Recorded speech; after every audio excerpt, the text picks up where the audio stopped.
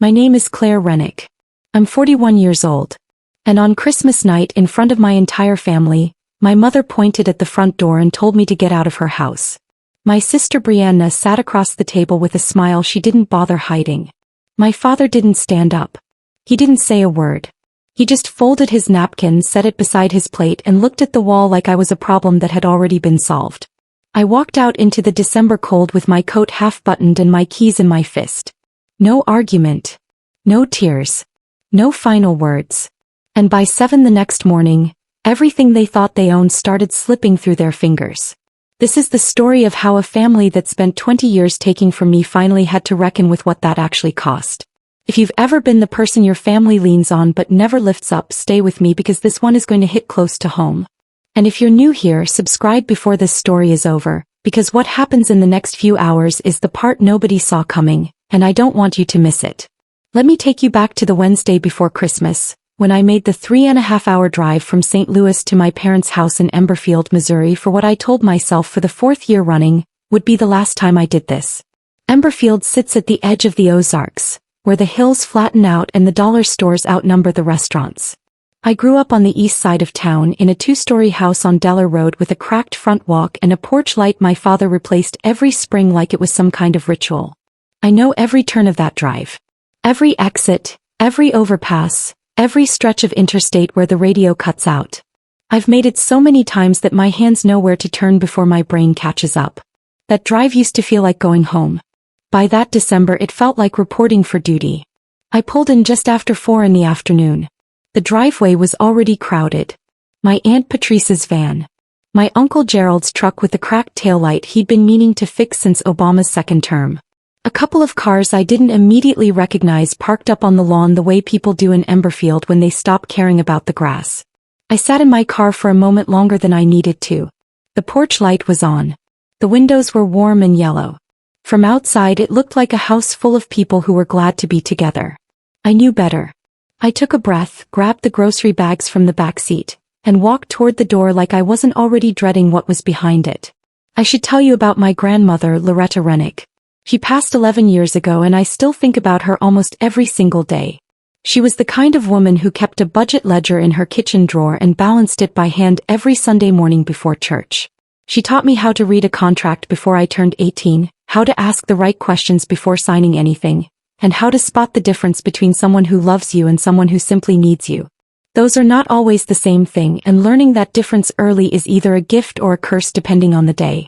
When she was in the hospital the last time, she looked at me from the pillow with eyes that were still completely clear and said, "Claire, this family is going to need someone steady. You're the steady one. Don't let them mistake steadiness for softness." I held her hand until the monitors stopped.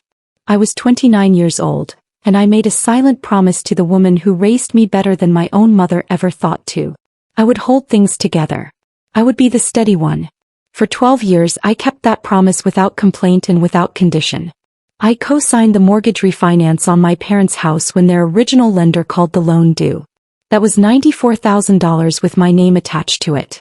I paid the property taxes for 7 consecutive years when my father's contracting business dried up after the 2016 slowdown and the work simply stopped coming. I put $48,000 into Brianna's catering company when she came to me with a business plan printed on copy paper and a dream she'd been nursing for about 3 weeks. I covered my mother's knee surgery out of pocket the year her insurance lapsed because my father forgot to make the premium payment for 2 months straight. I sent money home in amounts that varied by month and by crisis for over a decade. The total, if you sit down and add it all up, which I have many times at my kitchen table in St. Louis at midnight when I couldn't sleep, is somewhere north of $280,000. I never asked for a contract. I never asked for a repayment schedule. I did it because Loretta asked me to be steady, and somewhere along the way I confused being steady with being a resource that nobody bothers to thank. Here is the thing nobody in my family ever said out loud, the thing that lived beneath every holiday dinner and every phone call and every crisis I quietly solved from 3.5 hours away. Brianna got the credit. Not in a formal way, not with a speech or an acknowledgement, but in the way families assign value without meaning to or maybe meaning to very much. Brianna lived in Emberfield. She showed up to Sunday dinners. He drove Mom to appointments when she remembered. She sat in the living room and watched television with Dad on Friday nights and made it look like devotion. She was present in the way that presence becomes its own currency in a family, and I was absent in the way that absence gets held against you no matter how much you're wiring home to keep the lights on. When relatives asked how my parents were managing so well after Dad's business slowed, my mother would say, "Oh, we get by, we have Brianna nearby." Nobody mentioned the transfers. Nobody said Claire's name alongside the mortgage paperwork. I carried the last of the grocery bags through the side door into the kitchen, where my mother was standing at the counter arranging a charcuterie board she'd seen on a cooking show. She glanced up when I walked in. She did not say hello or how was the drive. She said, "Put those by the refrigerator and don't block the walkway." Brianna was at the kitchen island slicing bread, wearing an apron with her catering company logo on it, even though she was in her parents' kitchen on Christmas Eve for a family dinner. She looked at me the way she always does when I arrive, like I'm a guest she didn't invite but can't technically turn away. "You're later than you said," she told me. I said I'd be here by 4. It was 4:11.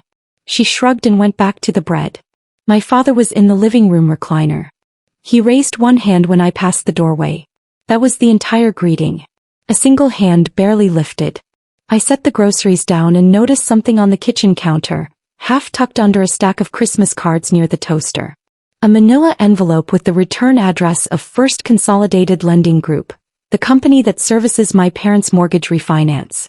The one I co-signed 12 years ago. The envelope had been opened and refolded carelessly, the way you refold something you read quickly and didn't want anyone to find. My name was not on the address line. I picked it up without fully deciding to. Brianna's voice came from behind me before I'd even turned it over. "That's not yours." She said it flat and certain, like she was correcting a child reaching for something off a shelf. I set it back down. I didn't respond. But I looked at her for a beat longer than felt comfortable, and she held my gaze without blinking, and something passed between us in that kitchen that wasn't quite a warning and wasn't quite a dare but lived in the space between the two. The house filled quickly. Aunt Patrice and her husband Lyle. Uncle Gerald and his daughter from his second marriage. A quiet teenager named Sophie who I'd met maybe twice before. 3 couples from the neighborhood my parents have known since before I was born. By 6 in the evening there were 19 people packed into a house built for 8. And the noise was that particular brand of loud that happens when people are trying to manufacture warmth through sheer volume. I moved through the rooms the way I always do at these things, with a glass of water and a smile I'd been practicing for 12 years. I refilled the chip bowls. I carried plates back and forth from the kitchen. I listened to Uncle Gerald's fishing story for the 3rd time in as many years. And the whole time in the back of my mind, that manila envelope sat on the counter like a splinter I couldn't reach and couldn't stop thinking about. Dinner was served at 7. The table was set for 19, and somewhere in the arrangement of chairs and folding tables pushed end to end through the dining room, I ended up in the far corner nearest the hallway door. Brianna was at my father's right hand. My mother was on his left. I was at the edge of the frame the way I always am at this table, close enough to be counted, far enough to be forgotten. My father said grace. Short, serviceable, thankful for family and food and another year. My mother touched Brianna's arm when he finished, the way you touch someone you're proud of. My sister smiled. I picked up my fork. And the Christmas dinner that would change everything quietly began. The dinner started the way these things always do in my family, with noise covering everything real. Plates passed hand to hand, compliments thrown at the food, someone's kid knocking over a cup of juice and everyone laughing like it was the funniest thing that had happened all year. Uncle Gerald was already on his 3rd beer. Aunt Patrice was telling a story about her neighbor's dog that nobody had asked to hear. The Christmas tree in the corner blinked in that slow, uneven rhythm that meant one of the bulb strands was starting to go. I sat at my end of the table and ate and smiled and said the right things when people looked my way, and the whole time, underneath all of it, I was thinking about that envelope on the kitchen counter and what Brianna's face had looked like when she told me not to touch it. Brianna was performing. That is the only word I have ever found that fits. She had this way of working a room that I've watched my entire life, a particular talent for making herself the center of any conversation without appearing to try. She leaned across the table to touch someone's arm at exactly the right moment. She laughed precisely when laughter would land best. She told a story about a wedding she'd catered in October, some outdoor event in Hermon that had a last-minute crisis with the tent setup, and she made herself the hero of it, the one who held everything together and called in favors and saved the day. The whole table was watching her. My mother was watching her the way she watches things she's genuinely proud of. I speared a piece of roasted potato and said nothing, which is something I have also gotten very good at over the years. Then my cousin Dana, Aunt Patrice's oldest daughter, turned to me from 3 seats down and asked what I'd been up to. I told her I'd taken on a new client portfolio at the firm and that we'd closed a significant commercial real estate deal in the fall. Dana nodded politely. Before I could say another word, my mother's voice came across the table. Claire's always been busy with work. She said it the way people say things when they mean something else entirely. Not a compliment. An explanation. A reason that made my absence sound like a personal preference rather than the result of 12 years of quietly funding a life I was never fully welcomed into. I took a sip of water and let it pass, because confronting it in a room full of people would only make me the difficult one, and I had played that role enough times to know exactly how it ends. What I was not prepared for was what happened 40 minutes into dinner. Brianna stood up without any announcement, walked to the kitchen and came back carrying a small velvet box. She set it on the table beside my mother's dinner plate like she was presenting something at an award ceremony. My mother opened the box. Inside was a bracelet, a thin gold chain with a small emerald clasp. I recognized it the moment I saw it. It had belonged to my grandmother Loretta. She wore it every Sunday to church for 30 years, and I can still remember sitting beside her in the pew as a child and watching it catch the light through the stained glass window above us. After Loretta died, the bracelet went into a cedar box in my parents' closet, and my mother had told both me and Brianna, standing in the same hallway at the same time, that she hadn't decided yet what to do with any of it. That was 11 years ago. I had never pushed because pushing felt wrong when it came to Loretta's things. I had assumed Brianna felt the same way. I was wrong about that along with several other things. Mom, Brianna said I had it cleaned and the clasp repaired. I thought you should have it. My mother lifted it from the box and held it to the light. She let Brianna fasten it around her wrist. She turned her wrist slowly, admiring it. Then she looked up at my sister and said, Brianna, I don't know what we'd do without you. The table murmured warmly. Someone said, how beautiful. I sat at my end and felt something specific happen inside my chest. Not heartbreak exactly. Something quieter and colder. The feeling of watching a door close on something you didn't know you were still hoping would open. I looked at the bracelet on my mother's wrist. I looked at my sister's carefully arranged expression of warmth and generosity. And I thought about Loretta telling me not to mistake steadiness for softness. I thought about $94,000 with my name on the paperwork. I thought about the envelope near the toaster. I set my fork down, picked up my water glass and breathed slowly, because Loretta also taught me that the person who keeps their composure the longest is usually the one still standing when everything has settled. I was not ready to lose that ground. Not yet. After dinner the table broke apart the way it always does, organically and all at once. The men moved toward the living room. The kids scattered downstairs.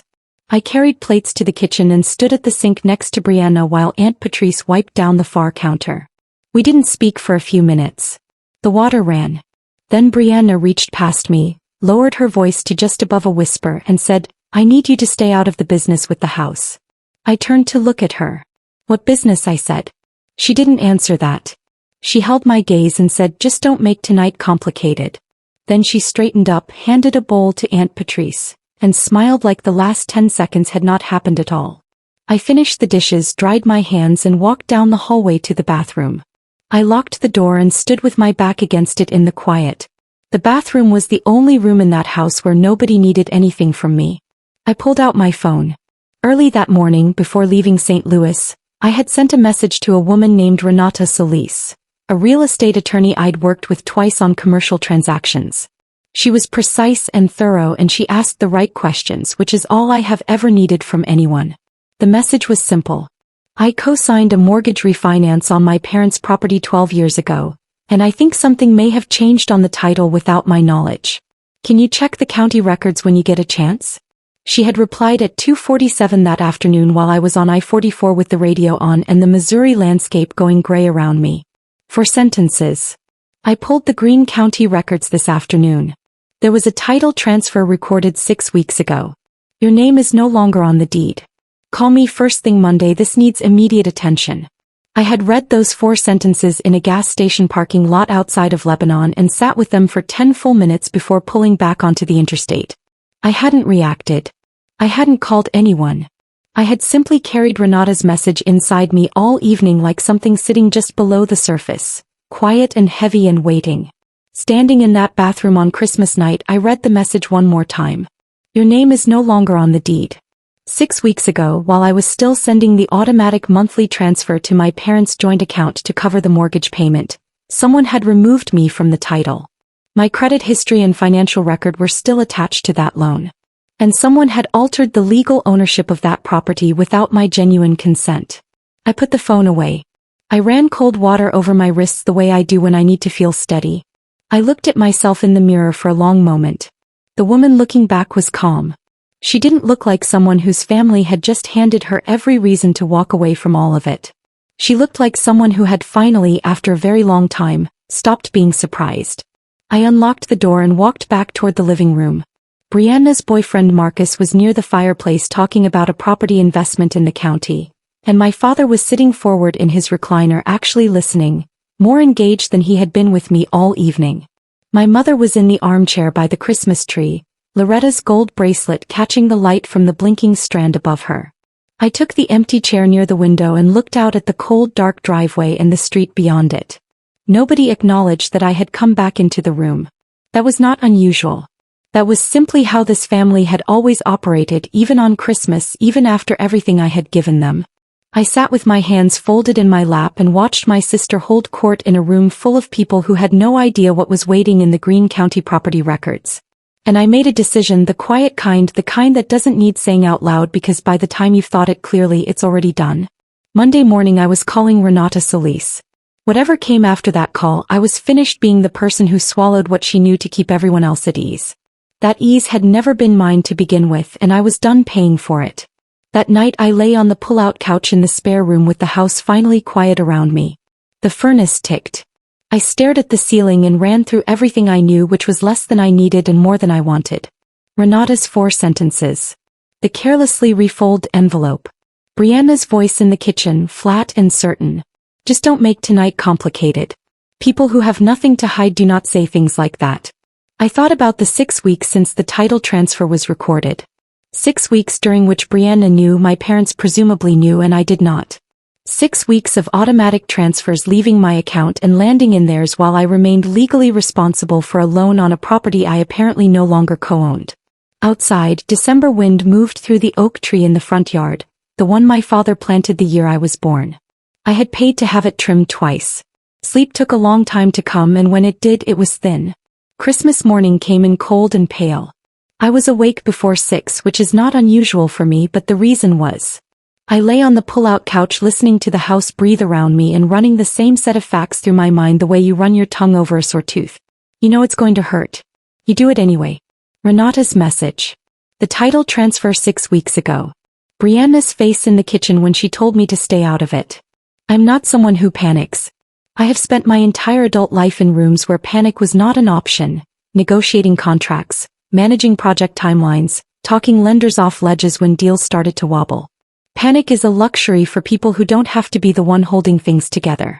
But lying there in the gray morning light in my parents' spare room, I felt something close to it moving at the edges of my thinking, and I had to breathe it back deliberately. I got up at 6:15. I folded the pull-out blanket the way Loretta taught me, corners squared. Old habits from a woman who believed that how you left a room said everything about who you were. I made coffee in the kitchen alone before anyone else was up, standing at the counter where that envelope had been sitting the night before. It was gone now.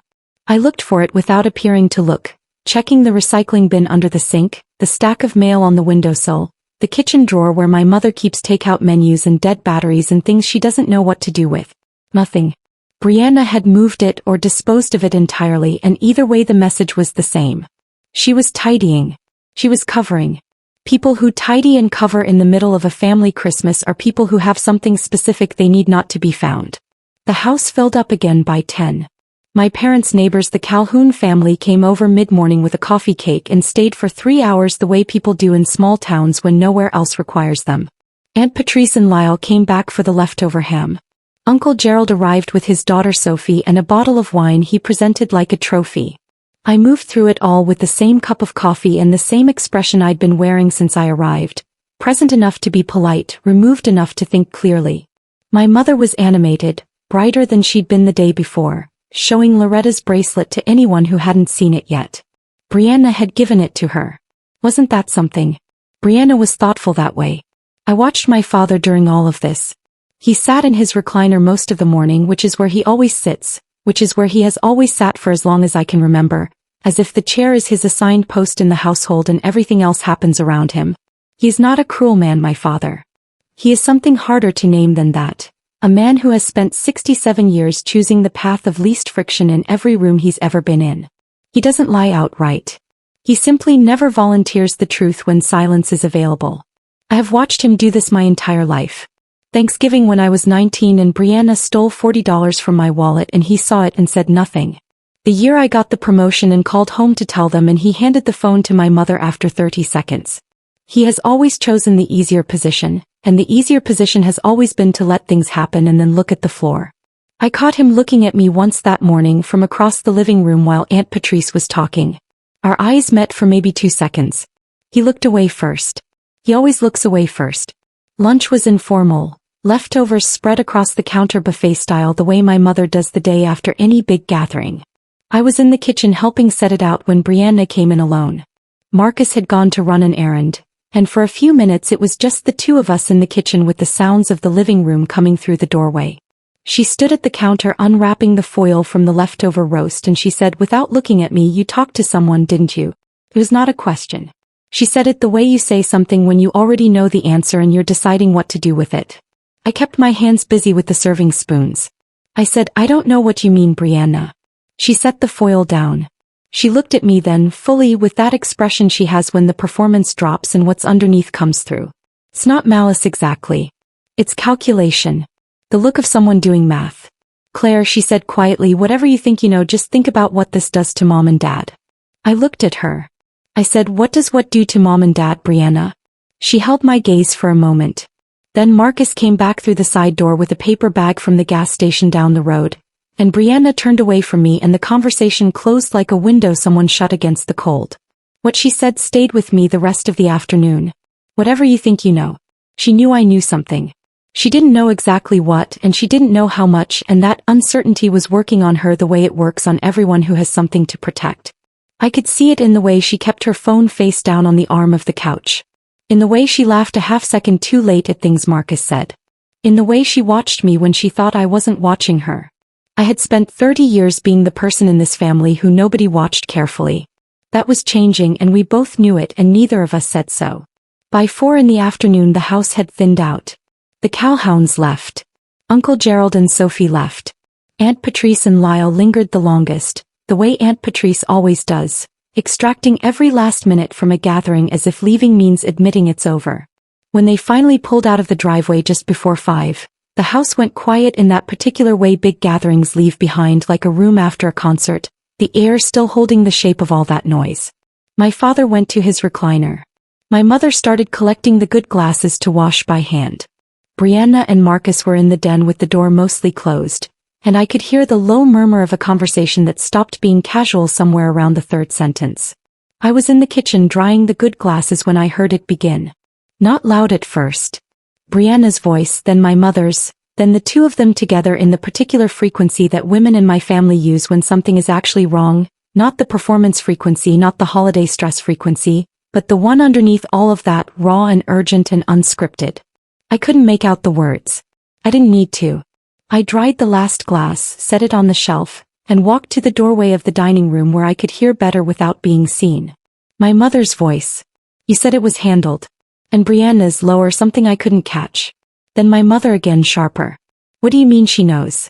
The kitchen tiles were cold under my feet. The refrigerator hummed. A car moved slowly down Deller Road outside, its headlights sweeping across the dining room wall. I stood very still. Brianna said something else I couldn't make out. My mother said her name once, just Brianna, in the tone mothers use when they have run out of room to absorb one more thing. And then it was quiet again. I walked back to the kitchen counter and picked up the dish towel I'd set down. 30 seconds later my mother appeared in the kitchen doorway. She looked at me the way she looks at things she's trying to gauge, the expression of a woman taking inventory. Then she said, "We need to talk." The 4 words that have never in the history of this family meant anything good. I said, "All right." She said, "Not tonight." Tomorrow morning before you leave. I nodded. I said that's fine. She held my gaze for a moment with something working behind her eyes that I couldn't quite read. Something between apology and accusation, as if she hadn't decided yet which one I deserved. Then she went back to the living room and I stood in the kitchen alone, folding and refolding the dish towel, listening to the house settle. I knew then that the conversation I had been bracing for since the moment I saw that envelope was no longer a matter of if. It was Christmas night and the ground under this family was already shifting, even if most of them couldn't feel it yet. Brianna could feel it. My mother could feel it. And the decision I needed to make before tomorrow morning had actually already been made 3 states away in a gas station parking lot, reading 4 sentences on a phone screen. I just hadn't said it out loud yet. I went to bed at 9:30. I lay in the dark listening to the oak tree move in the wind and thought about Loretta's voice, steady and clear, telling me not to let anyone mistake steadiness for softness. I thought about $94,000. About 12 years of transfers and property taxes and a catering deposit and a knee surgery and all the other quiet transactions that had kept this household standing while my name was being erased from the deed. I was not angry in the way people expect anger to look. I was not shaking or rehearsing speeches. I was just finished. There is a specific kind of peace that arrives not when things get better, but when you stop pretending they were ever going to on their own. That peace found me sometime around 10 o'clock on Christmas night, in a spare room in Emberfield, under a blanket that smelled faintly of cedar. I slept. My alarm went off at 5. The house was dark and still. I dressed without turning on the light, packed my bag and carried it to the front door before anyone else was awake. Then I put the kettle on, made 2 cups of coffee and sat at the kitchen table waiting. I had decided the night before that I was not going to avoid the conversation my mother had asked for. I was going to sit there and let whatever was coming come. What I was not going to do was pretend anymore. That part was done. My mother came downstairs at 5:50 in her bathrobe, which told me she hadn't slept much either. She stopped when she saw me sitting there with the 2 cups on the table. Then she sat down across from me and wrapped both hands around the mug without drinking from it. For a moment neither of us spoke. The kettle ticked as it cooled. The kitchen window was black with the hour, and our reflections sat across from each other in the glass like 2 women having a conversation in a parallel house where everything was slightly different. She said, "Brianna told me you've been asking questions about the property." I said, "I haven't asked anyone anything. I looked up some records on my own." She said, "Why would you do that?" I said, "Because my name is on that mortgage, Mom." She looked at the table. Her hands tightened around the mug. Then she said something I had not expected. She said, "We didn't think it would matter to you." 7 words. "We didn't think it would matter to you." I sat with them for a moment. I said, "You removed my name from the deed on a property I've been paying the mortgage on for 12 years and you didn't think it would matter to me." She looked up. Her eyes were red at the edges, not from crying, from not sleeping. She said Brianna needed the equity access. She said the bank wouldn't approve her without being on the deed. I said, "So you signed my name on a legal document to give her access to equity I built." My mother said, "We thought you'd understand. We thought you'd want to help her." And there was. The logic of this family laid bare on a kitchen table at 5 in the morning in Emberfield, Missouri. Not malice exactly. Something in some ways worse than malice. The absolute bedrock assumption that my resources, my name, my credit, my financial standing, existed first and foremost to be redirected toward Brianna whenever Brianna needed them, and that I would not only accept this but be grateful for the opportunity. I picked up my coffee cup. I set it down. I said, "Who signed my name on the transfer documents?" My mother looked at the table again. Said, "Mom." She said, "Brianna filled out the paperwork." I said, "That's not what I asked." The silence stretched. Then she said, "Your father witnessed it. He thought Brianna had already talked to you." I looked at her. I said, "Had she talked to me?" My mother didn't answer, which was its own answer. Brianna had not talked to me. My father had witnessed a document he knew or should have known I hadn't signed. And my mother had let it happen in a house I had been financially carrying since before either of them had asked me to. I stood up. I carried my cup to the sink and rinsed it. I picked up my bag from near the front door. My mother was still at the table.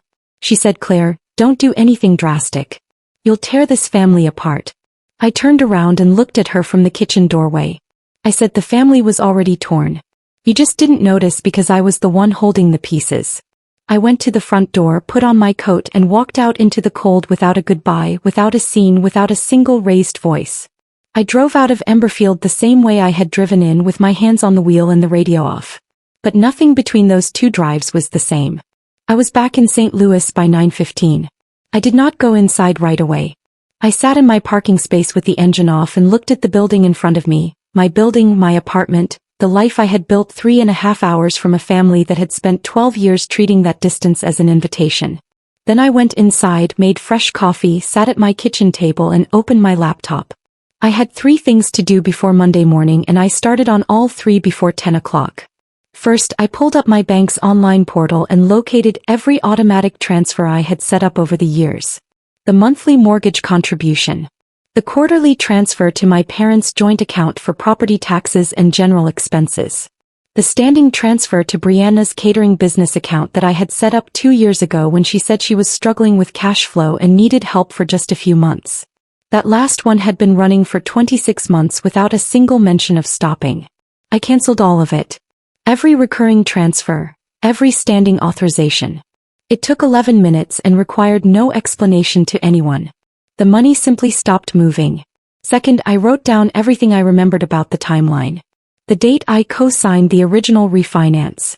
The approximate date I first noticed the first consolidated envelope during my October visit. The date Renata told me the title transfer had been recorded. Every phone call, every visit, every financial transaction I could document from memory or from my own bank records going back 12 years. I was not building a case yet. I was building a record because records are what separate a story from a fact and I needed facts. Third, I texted Renata Solis.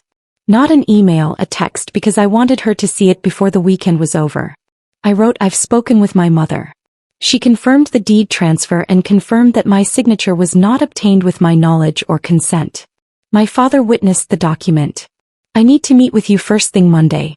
She replied in under 4 minutes. "I'll have everything pulled and ready. Come at 8. Don't contact your sister or parents again before we meet." I put the phone down and felt the particular stillness of a decision that has moved past the point of being unmade. Here is what Renata laid out for me Monday morning in her office on the 14th floor downtown, with a file already 3 inches thick and a legal pad covered in her precise handwriting. The deed transfer listed Brianna Rennick as incoming co-owner of the family property and had removed my name entirely. The transfer document bore 4 signatures, my parents', Brianna's and mine. My signature was not mine. The handwriting was close enough to pass a casual glance but failed a basic comparative analysis when set beside my actual signature from the original refinance documents on file with the county. Someone had attempted to replicate it, but the pressure points were wrong and the letter spacing was inconsistent in ways a document examiner would identify immediately. Renata had already contacted one. There was more. 2 weeks after the deed transfer was recorded, a home equity line of credit had been opened against the property. $71,000. The application listed Brianna Rennick as sole borrower. The bank had approved it on the basis of the equity built into the property, equity that 12 years of my mortgage contributions had largely created. Of that $71,000, approximately $53,000 had already been drawn down. Renata's preliminary trace showed the funds moving into Brianna's catering business account and from there into operating expenses, vendor payments, and what appeared to be personal credit card settlements in Brianna's name. The catering business, as far as Renata could determine from public filings, had not turned a profit in over a year. I sat across from Renata's desk and listened to all of this with my hands folded in my lap and a steadiness I did not entirely feel. When she finished, I asked her 2 questions. First, what are we looking at in terms of criminal exposure? She said, forgery of a recorded legal instrument is a felony in Missouri. Identity fraud carries additional exposure if personal identifying information was used without consent on the credit application. Depending on how the DA's office assesses intent, your sister could be looking at multiple felony counts. I nodded. Second question. My parents witnessed the document. What does that mean for them? Renata took her glasses off. She said if they knew the signature wasn't yours and witnessed it anyway, they have criminal exposure too. If they claim they believed it was legitimate, which is going to be a difficult argument given what your mother told you Christmas morning, they're still looking at civil liability. Either way, she said, this does not resolve without legal consequence for someone in that house. I looked out the window at the December sky over downtown St. Louis. People 14 floors below were going to work, buying coffee, living ordinary Mondays. I thought about my mother's hands around the coffee cup at 5 in the morning. I thought about my father witnessing a document he knew was wrong and saying nothing because saying nothing has always been the thing he does best. I thought about Loretta and the promise I made at 29. And how none of the 12 years that followed had anything to do with love in any direction that included me. It had to do with access. I was a resource with a name on a deed, and the moment they found a way to use the resource without the name, they had done exactly that. I looked back at Renata. I said, proceed with everything. She nodded and picked up her pen. Renata filed the formal complaint with the Greene County Recorder's Office on Wednesday morning. She walked in with a manila folder and let the paperwork do what paperwork does when it's accurate and complete. The complaint included the original refinance deed with my name as co-signer, the fraudulent transfer document, a certified handwriting comparison from the document examiner, 12 years of bank statements showing mortgage contributions from my personal account, and a notarized affidavit confirming I had never authorized or been informed of the title transfer. By noon, the county placed a lease pendens on the property. That is a public legal notice that a dispute exists, meaning no one can sell, refinance, or draw any further credit against the property until the matter is resolved in court. Brianna's equity line was dead the moment that notice hit the public record. Renata also sent formal written notice to the bank that had approved the home equity line of credit. Under federal lending regulations, a financial institution is required to verify the consent and identity of all parties with an ownership interest in a property before issuing a secured credit line against it. The property had been transferred using a forged signature, which meant the equity line had been issued on the basis of a fraudulent transaction. The bank's compliance department responded within 6 hours. The line was suspended immediately. No further draws could be made. Whatever Brianna had not yet pulled from that $71,000 was now permanently out of reach. Renata called me that afternoon. Everything is filed and frozen, she said. Your sister cannot touch that property or that credit line. I was sitting at my desk at work, looking at a contract revision on my monitor that suddenly seemed very straightforward by comparison. What happens now? I asked. We wait 15 days, she said. I've sent cease and desist letters to your sister, your parents, and the lending bank. The letters demand full restoration of the original deed with your name, complete closure of the equity line, a full accounting of all funds withdrawn, and acknowledgement of the fraudulent transfer. If they comply within 15 days, we have options about how to proceed on the civil side. If they don't comply, we move to the DA's office and file the criminal complaint. She paused. I gave them 15 days because it's the right thing to do. But I want you to understand, Claire, based on everything in this file, the appropriate outcome here involves criminal charges regardless of what they do in the next 2 weeks. I thanked her. I hung up. I went back to the contract revision and finished it before 5 o'clock. The calls started the next morning. My mother first at 7:48 before I'd finished my first cup of coffee. Her voice was not the quiet inventory-taking voice from Christmas morning. This was the voice she uses when she has decided that offense is the better position. She said the letter was unnecessary and hurtful and that I was blowing something small into something that would destroy the family. I said, Mom, your daughter forged my name on a legal document and used the equity I built to fund a failing business. That is not something small. She said, Brianna made a mistake. Families handle mistakes internally. I said, families handle mistakes internally when the mistake is forgetting to return a phone call. Not when it's a felony. She said something about loyalty that I let pass without engaging it. Then I said, I love you, but I'm not discussing this further until it goes through Renata's office. I hung up and poured the rest of my coffee down the sink because it had gone cold while she was talking. My father called that evening. His voice was low and tired with nothing performative in it. He said, Brianna is in a bad way. I said, I know. He said, she's talking about losing everything. I said, Dad, she drew down $53,000 of equity she accessed through a document with my forged signature. Whatever she's losing, she built on a foundation that wasn't hers to build on. A long silence. I could hear the television in the background, low the way he keeps it in the evenings. He said, what do you want us to do? I said, restore the deed, close the line, cooperate with Renata's office. He said, and if we do that, will you drop it? I said, I can tell you honestly that my goal is not to put anyone in prison. But I can't promise that civil cooperation protects anyone from the criminal side. That's genuinely not my decision. Another silence. He said, your grandmother would not have wanted this. I had been waiting for that one. I said, Grandma Loretta asked me to hold this family together. She didn't ask me to let them take whatever they needed and call it love. He didn't have an answer. He said goodnight and hung up. Brianna called on day 4. No preamble, no performance. Just her voice stripped of every layer she usually keeps between herself and what she actually means, raw and frightened in a way I had never heard from her before. She said, Claire, the salon can't survive this. I said, I know. She said, I didn't think it would get this far. I said, what did you think would happen? She was quiet for a moment. Then she said, I thought you'd find out and be angry for a while and then let it go. The way you always do. 5 words that landed harder than anything else in that entire sequence because they were accurate.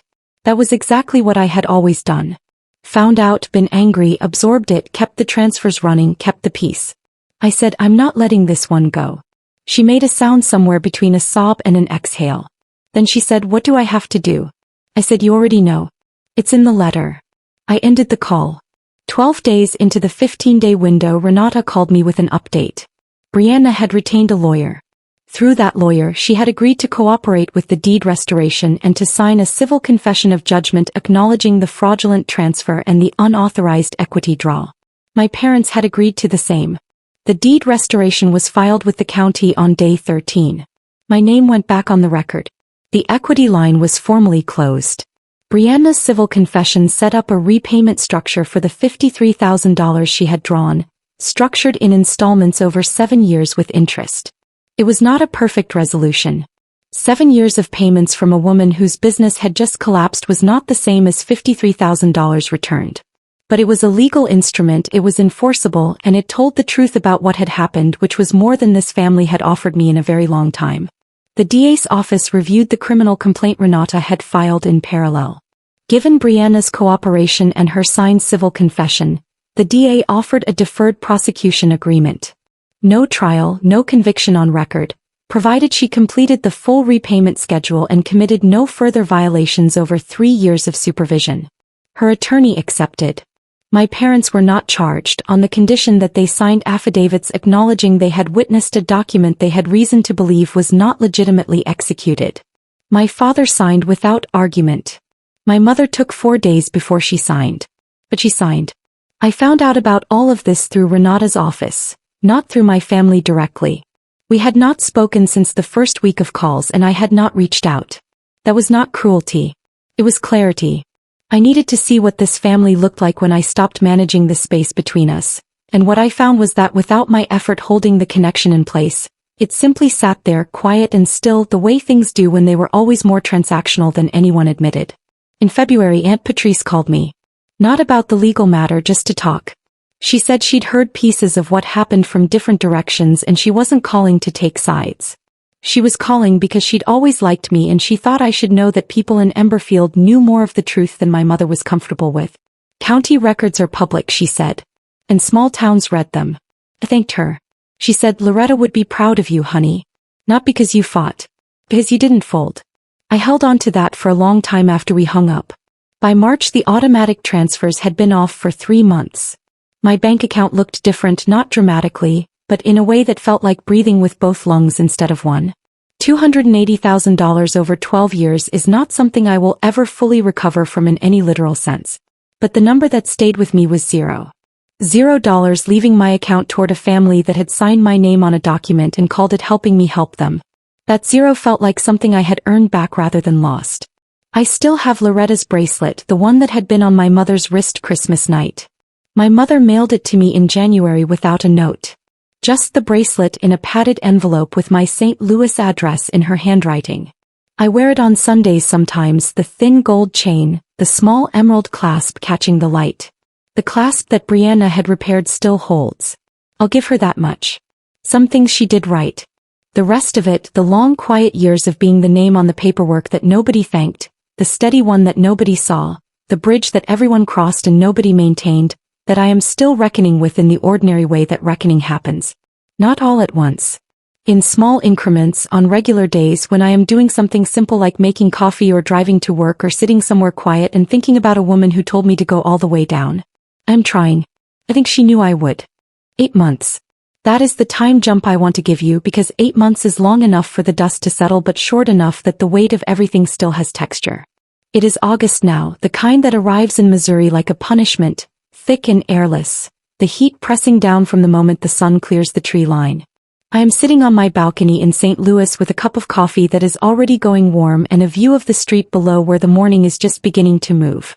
I come out here most mornings now. I did not used to. For a long time mornings were something I moved through as efficiently as possible, getting to the desk, getting to the work, getting to the part of the day where I felt competent and in control. I did not sit with them. 8 months ago I would not have recognized this version of myself, and I mean that in the best way I know how to say it.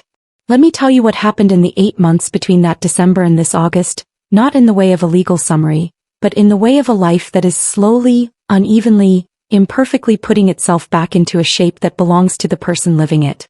Brianna made her first repayment installment in February on time through her attorney's office. It was not a large amount relative to the total, but it arrived on the date specified in the civil agreement and without drama, which I had not entirely expected. Her attorney sent a brief cover letter. Renata forwarded it to me. I read it, filed it, and moved on with my Tuesday. I did not feel vindicated. I did not feel relieved.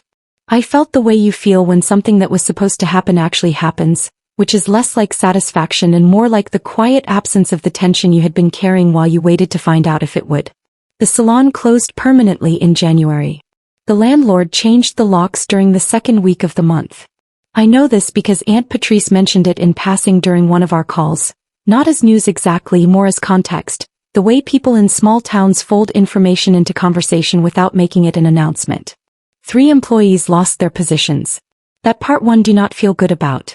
That part one carry separately from the rest of it, because those were people who showed up to work every day for a woman who was spending borrowed equity on payroll while telling them the business was growing.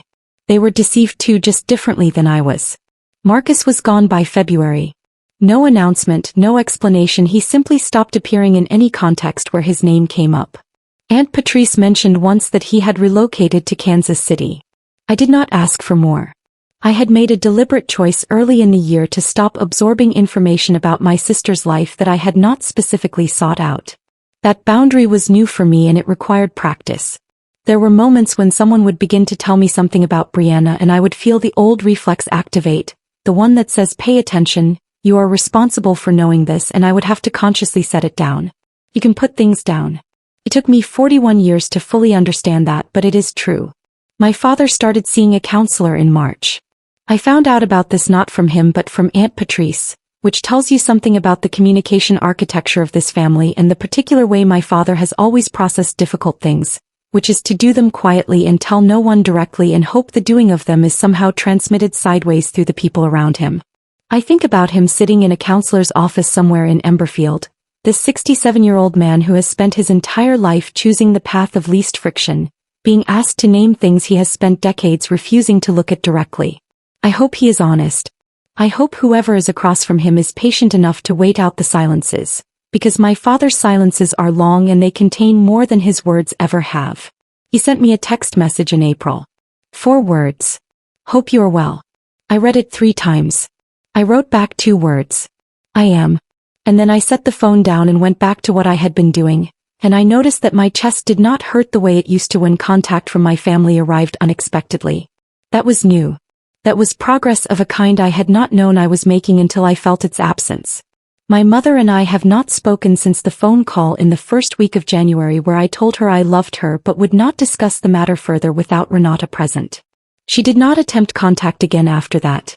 My mother operates best when she has an audience and a role, and the role available to her in any direct conversation with me had become too complicated to perform comfortably.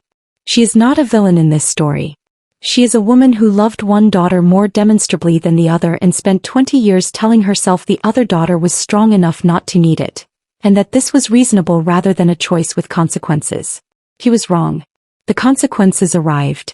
She signed the affidavit and mailed the bracelet and has been quiet since in a way that I think is its own kind of reckoning, even if it is one she is conducting entirely without me. I can live with that. I have lived with less. The property is no longer in dispute.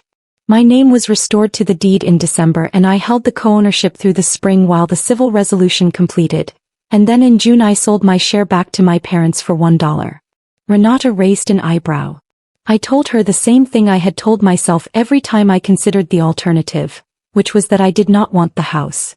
I wanted out of the house. I wanted my name off a piece of paper that had cost me 12 years of financial output and one Christmas dinner and a weight on my chest that had lifted by New Year's but that I will probably still be able to feel on certain days for the rest of my life. $1 is a period. It is the last word of a very long sentence. It is not a loss. A loss is when something is taken from you. Selling your share for $1 because you chose to be finished is something else entirely. And the distinction matters to me deeply even if it would not make sense to anyone who has not been where I have been. There is something I did in June that I have not told anyone about. I drove back to Emberfield, not to my parents' house but to Loretta's church. I went on a Sunday morning, the early service, and sat in Loretta's pew near the window with the blue stained glass she always said was the color of deep water. I did not know anyone there well enough to explain myself and nobody asked me to. I was just a woman in a pew on a Sunday morning, which is the simplest thing in the world to be and the thing I most needed to be for approximately 1 hour in June. The light came through the blue glass and fell across my hands the way it used to when I was small and sitting beside her. I wore Loretta's bracelet. The emerald clasp caught the light and held it. I did not cry. I just sat in the quiet of a place that had always felt uncomplicated and let the summer morning move around me and thought about what it means to keep a promise and what it means to know when a promise has been fully kept. Here is what I know now that I did not know the Wednesday before Christmas when I pulled into that driveway with 12 years of quiet on my shoulders like something I had agreed to carry and forgotten I could put down. Being the dependable one in a family is not the same as being loved by that family. Those two things can coexist and they can also exist entirely separately, and knowing which one you are dealing with is not a betrayal of the people involved.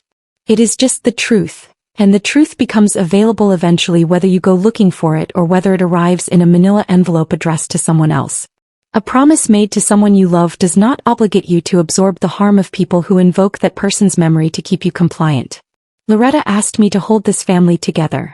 She did not ask me to disappear into the holding. I knew that before December. December is just when I finally acted like it. I am not waiting for a phone call that repairs everything. I am not building toward a reconciliation scene where my mother says the right words and my father finds his voice and Brianna becomes someone other than who she is. Those things may happen in some form and if they do I will meet them honestly. But I am not holding my breath. I am sitting on a balcony in August with a cup of warm coffee and a morning that belongs entirely to me and that is enough. That is, in fact, everything. Loretta used to say that the blue glass was her favorite because deep water goes all the way down. I used to think she meant it was bottomless, that deep water was about depth without end. I think now she meant something simpler. That the things worth having go all the way down to something real. Not the surface. Not the performance. Not the version of yourself you hold up for people who only want you for what you can carry. All the way down to the solid thing underneath. The part that holds even when everything above it has been tested. I found that part of myself in December. I'm still finding it. Turns out it was there the whole time. If this story made you feel something, don't just scroll away. There are so many stories out there that never get told, and here on Confire Stories we bring them to life. So if you enjoy emotional real-life drama like this, take a second to subscribe and be part of the journey. And if you've ever been in a situation like this, or have a story of your own, share it in the comments. I read them. Thanks for watching, and I'll see you in the next story.